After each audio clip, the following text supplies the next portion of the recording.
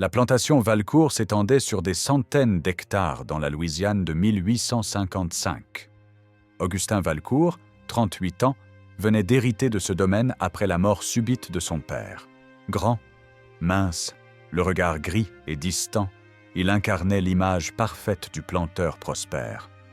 Sa femme Célestine, 24 ans, possédait cette beauté créole qui faisait tourner les têtes lors des bals de la Nouvelle-Orléans. Cheveux noirs de jais, peau d'ivoire, yeux verts perçants. Leur mariage avait été arrangé 2 ans plus tôt, unissant 2 fortunes considérables.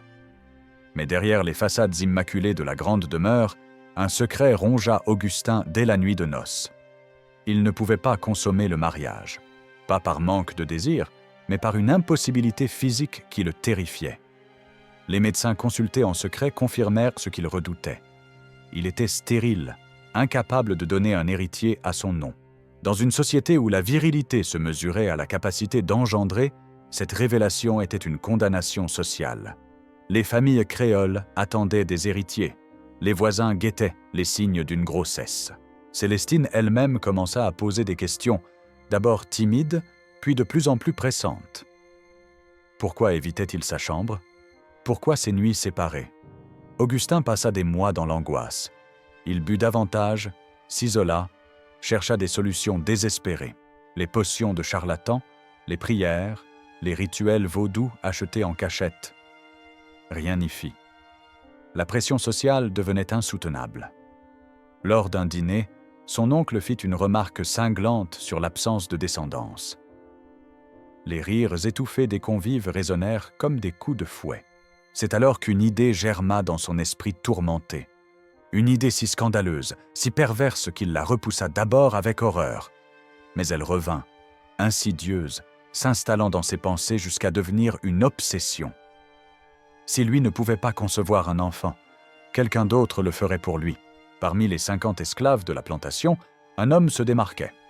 Samuel avait 26 ans, une stature impressionnante, des muscles sculptés par le travail au champ.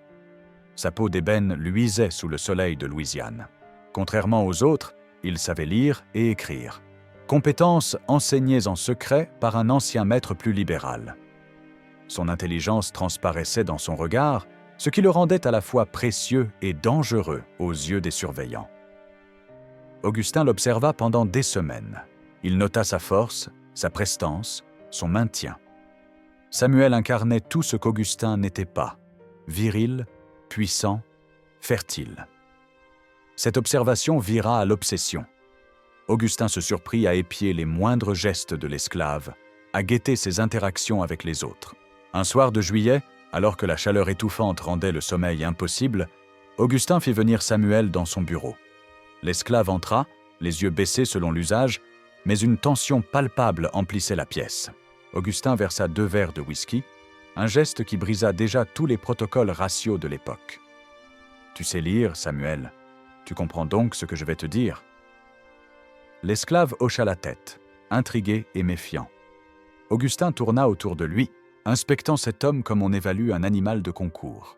Il expliqua sa condition médicale avec une froideur clinique. Puis il exposa son plan. Samuel devrait s'introduire dans la chambre de Célestine chaque nuit. Il devrait la séduire, la posséder, la mettre enceinte.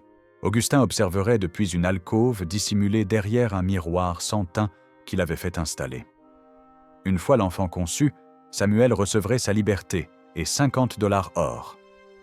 Le silence qui suivit fut assourdissant. Samuel fixait le plancher, son esprit tournant à toute vitesse. Refuser signifiait probablement la mort ou la vente vers les plantations de coton du Mississippi, un sort pire que la mort. Accepter faisait de lui le complice d'une mascarade ignoble, l'instrument d'une manipulation monstrueuse. « Et Madame Santélestine ?» demanda-t-il finalement, sa voix grave résonnant dans la pièce. « Elle ne saura jamais.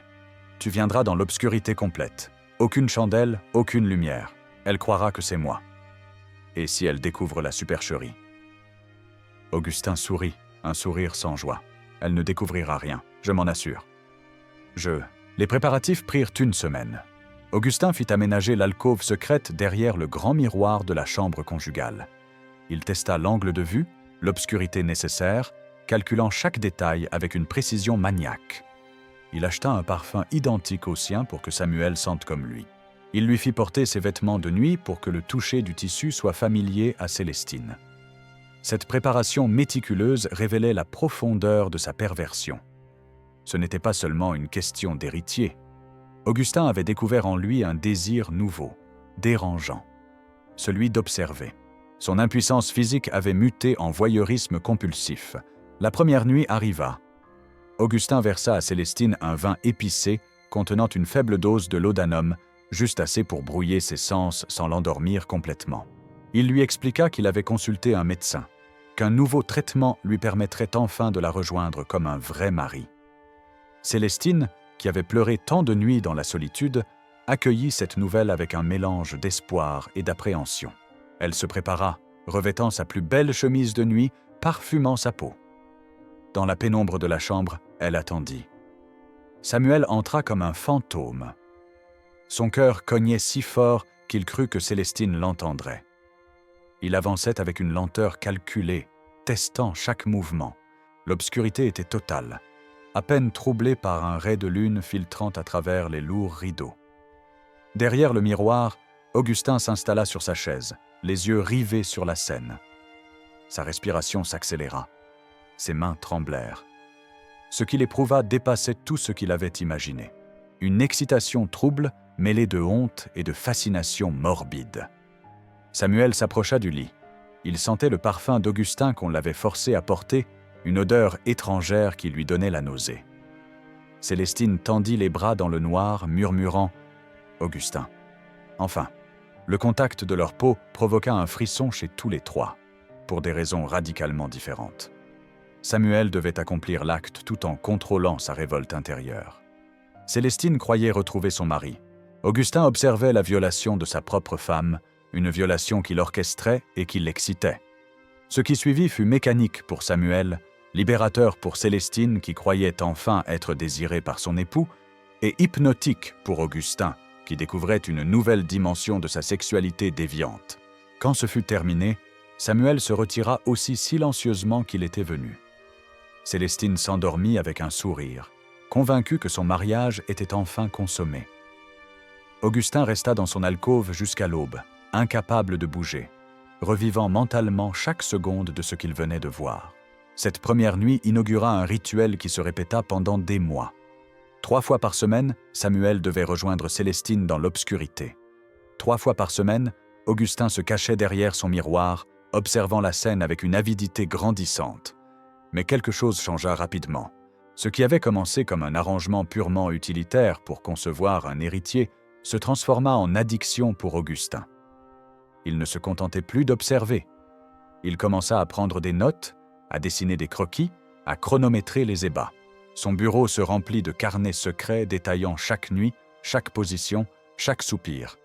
Il donna des instructions de plus en plus précises à Samuel. Il exigeait certaines caresses, certains rythmes, certaines durées. Il transformait l'esclave en marionnette, orchestrant les moindres gestes de cette intimité volée. Samuel obéissait, prisonnier de ce cauchemar dont il ne pouvait s'échapper. Célestine, de son côté, s'épanouissait. Elle qui avait vécu 2 ans dans la frustration et l'humiliation découvrait enfin le plaisir charnel. Elle ne comprenait pas pourquoi ces étreintes se déroulaient toujours dans le noir complet, mais elle attribuait cela à la pudeur particulière de son mari. Elle remarqua que son mari était devenu plus vigoureux, plus passionné, mais elle y vit simplement l'effet du traitement médical dont il avait parlé. Elle se confia à ses amis lors des thés de l'après-midi, évoquant pudiquement ce renouveau conjugal. Les dames créoles souriaient derrière leurs éventails, heureuses que le mariage Valcourt ait finalement trouvé son équilibre. Personne ne soupçonnait la vérité monstrueuse qui se cachait derrière ces confidences innocentes. Au bout de 3 mois, Célestine annonça ce qu'Augustin attendait. Elle était enceinte. La nouvelle déclencha une vague de félicitations. Les Valcourt donnèrent un bal somptueux pour célébrer l'événement.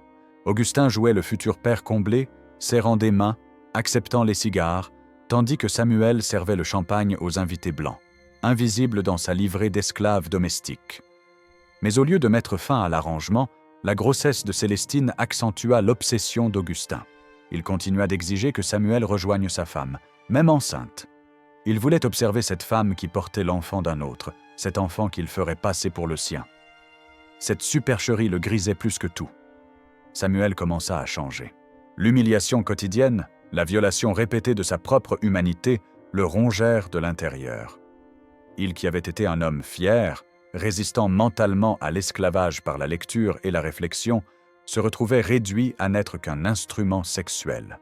Pire encore, il développa malgré lui des sentiments pour Célestine. C'était inévitable. Dans ces moments d'intimité forcée, il découvrit une femme douce, cultivée, prisonnière elle aussi d'un système qui la réduisait à son rôle d'épouse et de mère. Elle murmurait des mots tendres dans l'obscurité, racontait ses rêves, ses peurs. Samuel écoutait, incapable de répondre sans trahir sa voix différente de celle d'Augustin. Cette connexion émotionnelle le torturait. Il était l'amant d'une femme qui ne savait pas qu'il l'était. Il touchait la peau d'une personne qui le considérait comme son mari. Chaque nuit creusait un peu plus le gouffre de son désespoir. Un soir, alors que Célestine dormait après leurs ébats, Samuel resta quelques secondes de trop au bord du lit. Dans le clair de lune qui perçait malgré tout, Célestine entr'ouvrit les yeux. Elle ne vit qu'une silhouette, mais une silhouette trop large, trop imposante pour être celle d'Augustin. Un doute germa en elle, minuscule mais tenace. Les jours suivants, elle observa son mari avec plus d'attention. Elle nota sa fragilité physique, ses épaules étroites, ses mains fines. Comment cet homme pouvait-il être celui qui la prenait avec tant de vigueur dans l'obscurité? Elle se rappela certains détails. La texture de la peau sous ses doigts, plus rugueuse que celle d'Augustin, la largeur du torse, la force des bras. Célestine n'était pas idiote. Elle avait été élevée dans une plantation entourée d'esclaves. Elle connaissait les rumeurs qui circulaient parfois sur certains maîtres aux pratiques déviantes.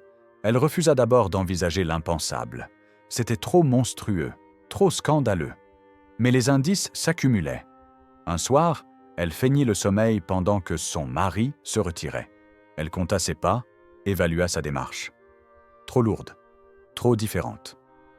Le lendemain matin, elle examina Augustin qui prenait son petit déjeuner.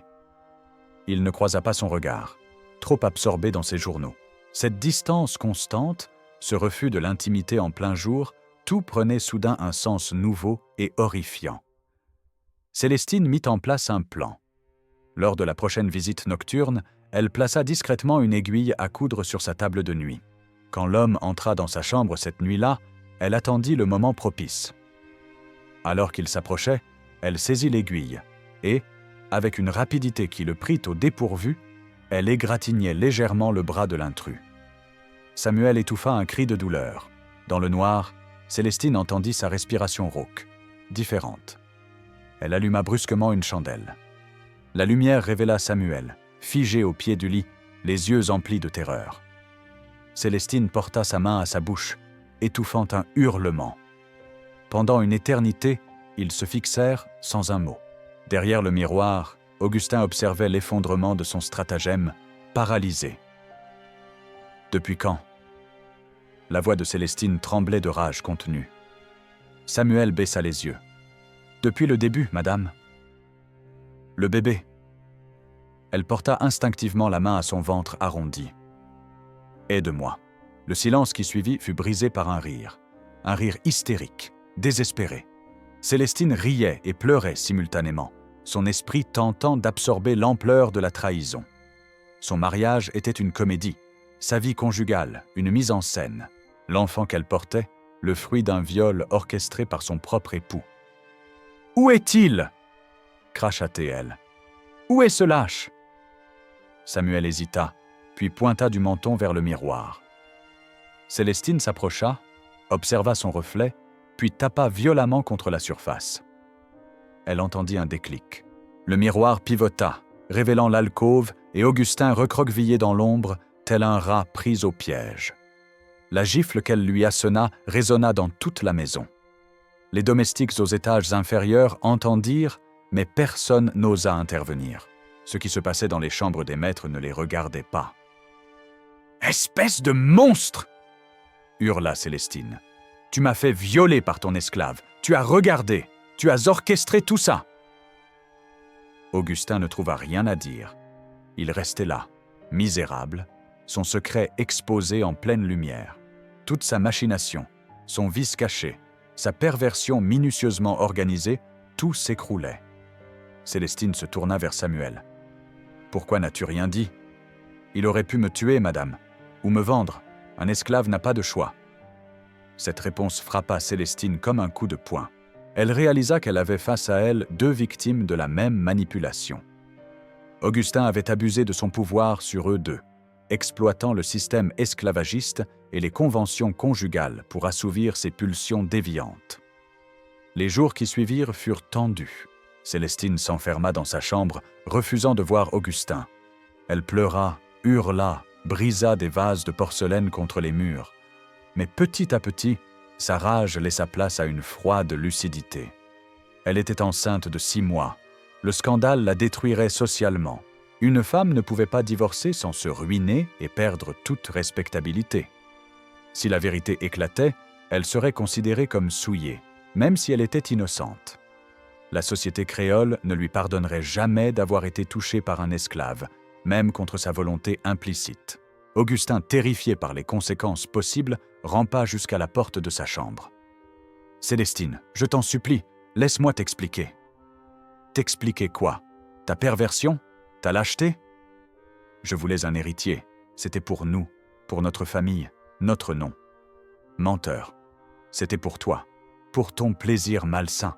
Tu as transformé ma vie en spectacle pour ta jouissance personnelle. » Augustin ne put le nier.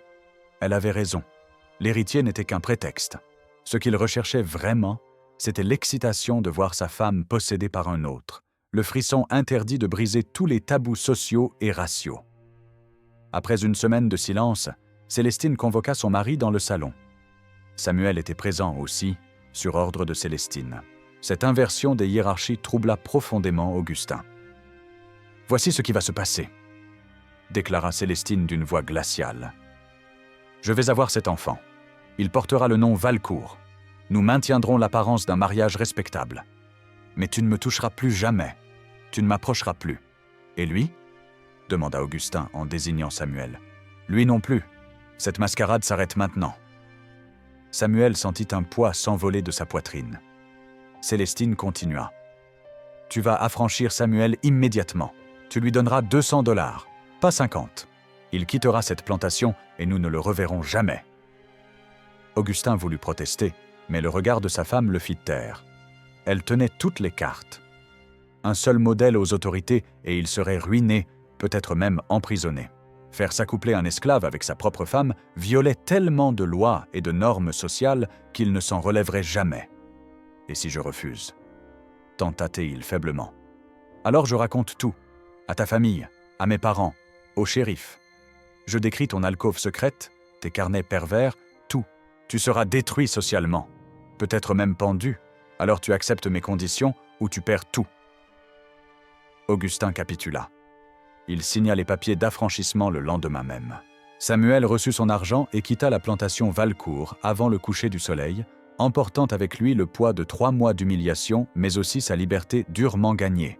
Célestine accoucha en février 1856 d'un garçon aux traits mixtes évidents pour quiconque savait regarder. Sa peau était légèrement plus foncée que celle des créoles typiques. Ses traits portaient l'héritage africain de Samuel. Mais dans la Louisiane de 1856, personne n'osait poser de questions directes à une famille aussi puissante que les Valcourt. On murmura dans les salons. On échangea des regards entendus. Mais officiellement, l'enfant était le fils légitime d'Augustin Valcourt. On le baptisa Édouard. Les registres de l'Église mentionnèrent fièrement son pédigré créole. Célestine devint une mère dévouée mais froide envers son mari. Elle transforma leur mariage en arrangement commercial. Elle gérait les domestiques, organisait les réceptions nécessaires au maintien de leur statut social, mais ne partageait plus jamais l'intimité d'Augustin. Il dormait dans une chambre séparée, à l'autre bout de la maison. Augustin sombra lentement dans la dépression. Son vice découvert, sa source d'excitation tarie, il se retrouva face à sa propre vacuité. Il buvait davantage, négligeait la plantation, perdait de l'argent au jeu. Célestine dut prendre les rênes de l'exploitation pour éviter la ruine financière. Elle se révéla une gestionnaire redoutable. Elle modernisa les techniques agricoles, diversifia les cultures, traita les esclaves avec une efficacité froide mais moins cruelle que d'autres planteurs. Sous sa direction, la plantation Valcourt prospéra malgré les tensions croissantes entre Nord et Sud. Édouard grandit choyé par sa mère, mais ignoré par son père légal. Augustin ne supportait pas de voir cet enfant qui lui rappelait sa propre impuissance et sa perversion. Il évitait le garçon, prétextant des affaires urgentes chaque fois que Célestine tentait de créer des liens familiaux. L'enfant, sensible et intelligent, comprit très tôt qu'il y avait quelque chose d'anormal dans sa famille. Il voyait la distance entre ses parents, sentait le malaise dans le regard de son père. Mais il ne posa jamais de questions, élevé dans cette tradition créole où certains sujets restaient tabous. En 1860, la plantation Valcourt prospérait sous la gestion de Célestine. Augustin, rongé par la culpabilité, n'était plus qu'une ombre alcoolique. Il avait détruit son alcôve secrète et brûlé ses carnets, mais les souvenirs le hantaient chaque nuit. Célestine s'était blindée émotionnellement, transformant sa douleur en force. Elle dirigeait sa vie et la plantation d'une main de fer, sacrifiant toute intimité pour maintenir les apparences sociales. Personne ne connaissait la vérité sur ce qui s'était passé dans leur chambre conjugale. Quand la guerre de sécession éclata en 1861, les Valcourt gardèrent leur façade d'unité familiale. Augustin échappa à la conscription grâce à sa santé déclinante, tandis que Célestine gérait la plantation avec pragmatisme pendant les années de conflit. Édouard, 5 ans lors de l'occupation nordiste, vit les esclaves partir libérés, et son père sombrer davantage dans l'alcoolisme. En 1867, Augustin mourut à 47 ans, le foie détruit et l'âme consumée par la culpabilité. Sur son lit de mort, délirant, il appela Samuel et implora son pardon. Célestine resta à son chevet par devoir, sans émotion. À sa mort, elle ressentit du soulagement mêlé de tristesse pour les années gâchées. Les funérailles furent grandioses, personne ne mentionnant son alcoolisme ni ses secrets. Célestine, 36 ans, se sentit enfin libre avec sa plantation prospère et son fils qu'elle aimait malgré tout. Édouard, 12 ans, assista à l'enterrement sans verser une larme, conscient d'un secret familial qu'il ne comprenait pas encore. En 1874, pendant la reconstruction, Célestine révéla la vérité à Édouard, devenu adulte. Dans le bureau d'Augustin, autour de 2 verres de cognac, elle raconta tout. L'infertilité, le plan monstrueux, l'alcôve secrète, Samuel, la découverte, le pacte du silence. Édouard écouta en silence, son visage passant de la stupeur à l'horreur. Tant de choses prenaient soudain sens. La distance de son père, les regards des domestiques, sa différence physique. Il apprit que Samuel était son véritable père biologique, forcé et exploité. Célestine lui expliqua que Samuel avait disparu vers le nord après son affranchissement, voulant oublier ses souvenirs traumatisants. Quand Édouard demanda si elle aurait révélé la vérité sans les changements apportés par la guerre, Célestine admit qu'elle aurait probablement emporté ce secret dans sa tombe. Mais le monde avait changé, les anciennes règles ne s'appliquaient plus. Édouard méritait de connaître son histoire, aussi sordide soit-elle. Édouard choisit de chercher Samuel. Il engagea des détectives privés, suivit des pistes vers le nord, interrogea des communautés affranchies. Après 2 ans de recherche, il trouva Samuel à Boston, vivant sous le nom de Samuel Freeman, menuisier respecté, marié et père de 3 enfants. La rencontre fut chargée d'émotions intenses. Samuel, 47 ans, reconnut immédiatement ses traits dans le jeune homme. Édouard expliqua pourquoi il était venu. Samuel pleura pour la première fois depuis 1855, avouant n'avoir jamais voulu concevoir un enfant dans ces conditions. Édouard était le produit d'une exploitation, mais Samuel ne l'avait jamais haï. Il était innocent. Ils passèrent plusieurs jours ensemble. Samuel raconta son histoire, son affranchissement, sa fuite vers le nord, sa reconstruction. Il expliqua comment il avait survécu au cauchemar, aux souvenirs qui le réveillaient en sueur, au sentiment d'avoir été dépouillé de son humanité. Édouard lui parla de Célestine, de sa force, de la gestion de la plantation, de la chute misérable d'Augustin et du secret qu'il avait consumé.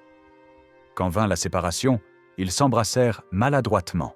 Ils n'étaient pas vraiment père et fils au sens traditionnel, mais 2 survivants d'une même atrocité, liés par le sang mais séparés par des circonstances qu'aucun n'avait choisies. Édouard retourna en Louisiane avec une compréhension nouvelle de son identité. Il garda le nom Valcourt, mais se consacra à des œuvres philanthropiques en faveur des communautés noires, finançant écoles et hôpitaux avec la fortune bâtie sur l'esclavage. Célestine vécut jusqu'en 1889, témoin de la transformation du Sud. Elle ne se remaria jamais. Sur son lit de mort, elle confia « J'ai été violée par procuration, mais je refuse d'être une victime brisée. J'ai transformé cette horreur en force. C'est mon acte de résistance. » L'histoire resta secrète pendant des générations.